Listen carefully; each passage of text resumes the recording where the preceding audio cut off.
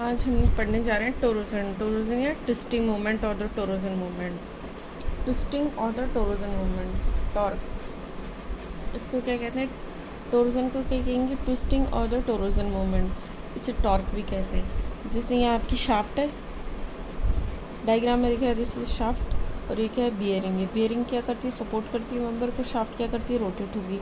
ये ए है, ये बी है।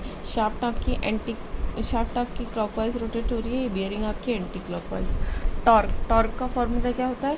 जैसे आप लोगों ने उसमें 12th में 11th 10th 11th 12th में पढ़ा हुआ। Torque is equals to force into radius, newton m m है।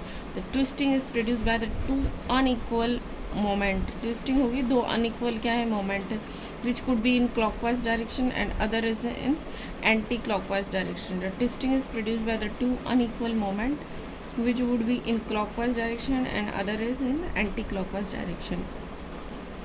Torque is equals to force into radius is Newton mm में.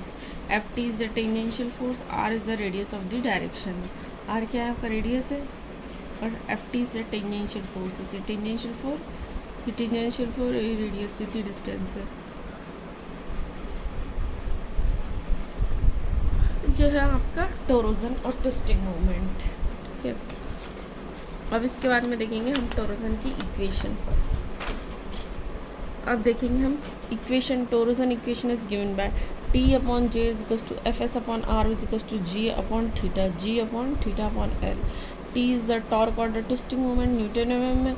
टी क्या है? ट्विस्टिंग मोमेंट है। और टॉर्क है आपका जे क्या है? Polar moment of inertia. J is the polar moment of inertia is M की पावर 4। एम 4 में दे रखा है आपका। एफ एस क्या दे रखा है? शेयर स्ट्रेस इज न्यूटन पर एम स्क्वायर। एफ एस क्या है आपका? शेयर स्ट्रेस है इन न्यूटन पर एम स्क्वायर में दे रखा है। पी क्या दे रखा है? आर है आपका radius of the shaft. R क्या है? आपकी रेडियस किसकी? शाफ्ट है।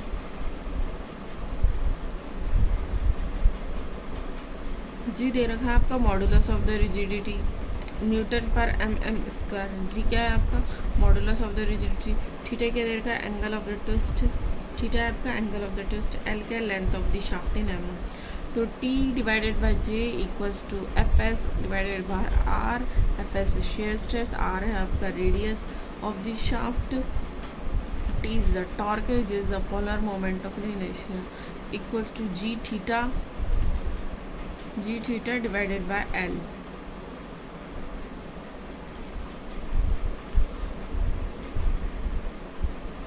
जी theta divided by L. L is the length of the shaft in M N. जैसे ये आपका टॉर्क, ये आपकी शाफ्ट है, ये बियरिंग है, इसे सपोर्ट कर रही है। अब ये थीटा क्या है? जैसे ये आपका एक पॉइंट है, यहाँ पर ए है, ये रोटेट होगी तो इस पॉइंट क्या लो? ए डैश हो जाएगा, ए डैश। तो यहाँ से ये जो एंगल बनाया इसके न्यूट्रल एक्सिस से, ये क्या है आपका? थीटा। तो इस इक्वेशन को दो क्राइटेरिया पर डिवाइड किया है। फर्स्ट है based on the strength criteria. Strength में आ जाएगा T divided by J which is equals to F S divided by R. Torque upon J equals to F S divided by R. Second है based on the rigidity criteria.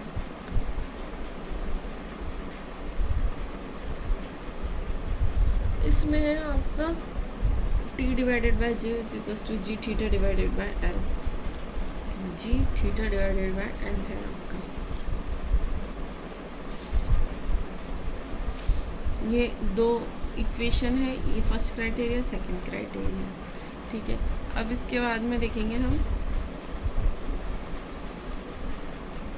टोरोजनल equation for the combined stress के लिए देखेंगे। अब इसको एक numerical देख लेते हैं जो भी हमें इक्वेशन करी है उस पर। फर्स्ट आपका दे रखा है एक हॉलो शाफ्ट है, ये न्यूमेरिकल है। एक हॉलो शाफ्ट है, उसका डायमीटर का रेशियो दे रखा है 3/8। एक हॉलो शाफ्ट के डायमीटर का रेशियो दे रखा है 3/8 which is required to transmit 600 kilowatt power को ट्रांसमिट कर रहा है एट 110 RPM पर। The maximum torque being is 20% greater than the mean.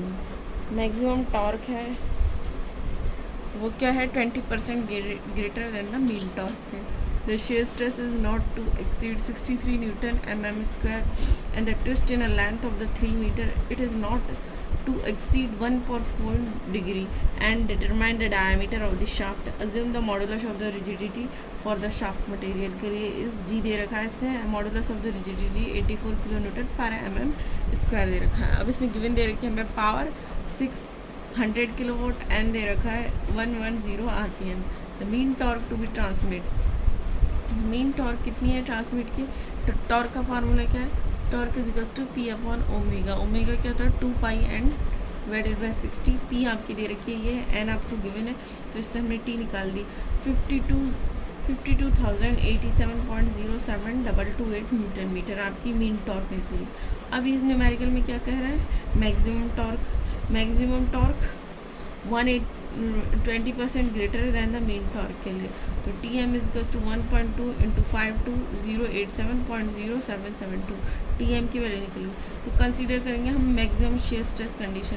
Torque upon R G theta divided by R. Torque दे रखा है 63 न्यूटन पर एम एम स्क्वायर. आर नहीं है, हमें जी दे रखा है 84 इंटू थीटा दे रखा है इसने 1.4 डिग्री दे रखा है. इसे रेडियन में कन्वर्ट करेंगे पाई बाय 180. एल दे रखी है इसने 3 मीटर, तो 3 इंटू 1000 कर देंगे. R is equals to 63 divided by this, तो आर की वैल्यू निकली 92.08 mm. ये आपकी आर की वैल्यू निकली. अब ये क्या कह रहा है? इनर रेडियस जो है आपकी वो 3/8 है आउटर रेडियस की. तो इन आर हमारी निकल गई 92 स्मॉल रेडियस निकली. तो कंसिडर करेंगे ना मैक्सिमम टॉर्क के लिए T by J G theta by L.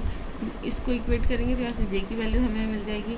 जे की वैल्यू निकली 91358141.98 पाई बाई 32 डी की पावर 4 माइनस डी की पावर 4 इज इक्वल्स टू 9135814198. ये डी तो ये निकली आपका small D is equals to 3/8 capital D, क्योंकि रेडियस में भी ये रिलेशन है. तो ये आपका यहाँ से निकल जाएगा. ये आपकी शाफ्ट के लिए वो है पोलर मॉडुलस का फॉर्मूला. ये रिलेशन आया, तो ये वैल्यू पुट कर दी यहाँ पर. ये इस रिलेशन से वैल्यू निकली, तो इसको यहाँ स्मॉल डी की वैल्यू हमने ये पुट करी.